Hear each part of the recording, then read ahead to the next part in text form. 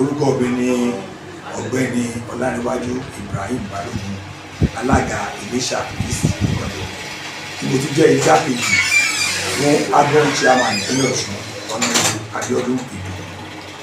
Nǹkan tá a sọ ní pé wọ́n ní onílù ní òbí jẹ́ kí ìlú bàjẹ́. Ọ̀pọ̀lọpọ̀ nǹkan láti gbọ́ nípa parks. Nígbà tá a padà sí àlefa ní lásìá, a kọ lẹ́tà oríṣi mẹ́ta sí àwọn park manager pé ẹ tẹ̀ wá rí wa àfẹ́ wà láàrin under local government nípa wọn dáhùn. Wọ́n bẹ̀rẹ̀ sí ní dànù bú ìdí gbá alóhùn lè ṣe báyìí, wọ́n pààyàn, wọ́n ṣe bá olùjọba wo tó máa pààyàn.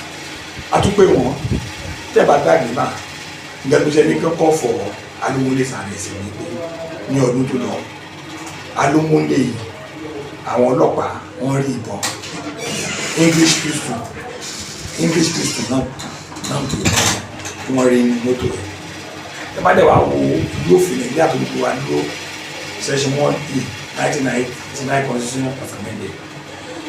Ọjà ní o, gáràjì náà ti mọ mọ́tò ní o, owó orí ní o, tenement rate ní o, even cemetery gbogbo àwọn jẹ́ ta ọtí káàkiri wọ́n dà lóka mọ́ ẹ̀ lọ́wọ́ àwọn ògbégbó ẹ̀ àwa ṣe pàdé láàrin àwa ààrẹ tó sọ pàtó tó wá di àárọ̀ yìí tààtò àríbílù tó ṣe ń dàrú across the local government ní alága wa Honorable Abíọ́dún Ìdòwú náà wá sáré ṣe meeting pé we have to release statement. So àwa release statement pé gbogbo mọ́tò park NURTW ọ̀kadà tricycle everything under local government náà wà á ti suspend people now á ti suspend everything kí ọlọ́pàá kábà wá lọ sí gbogbo bí nìkan lọ take control torí àfẹ́jẹ́ káwọn èèyàn fẹ́ travel ká máa rí mọ́tò àfẹ́ fi ara ní aláàrùn rárá.